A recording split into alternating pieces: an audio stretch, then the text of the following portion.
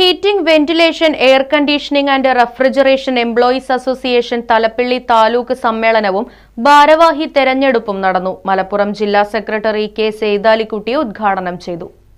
ജില്ലാ councillor CG Karthikeyan പതാക ഉയർത്തിയതോടുകൂടിയാണ് പരിപാടികൾക്ക് തുടക്കം കുറിച്ചത്. തുടർന്ന് വടക്കാഞ്ചേരി ജയശ്രീ മിനി ഹാളിൽ വെച്ച് നടന്ന സമ്മേളനം മലപ്പുറം ജില്ലാ സെക്രട്ടറി കെ സെയ്താലിക്കുട്ടി ഉദ്ഘാടനം ചെയ്തു.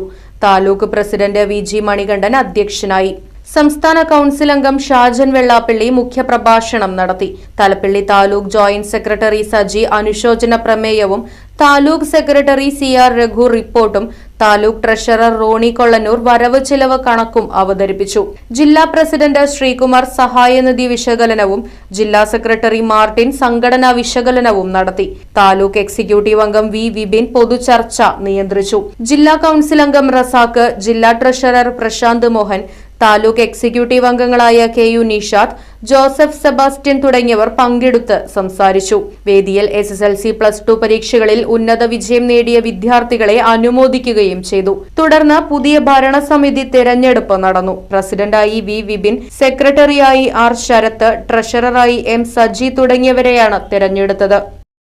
Right Vision News, Vadakkanchery.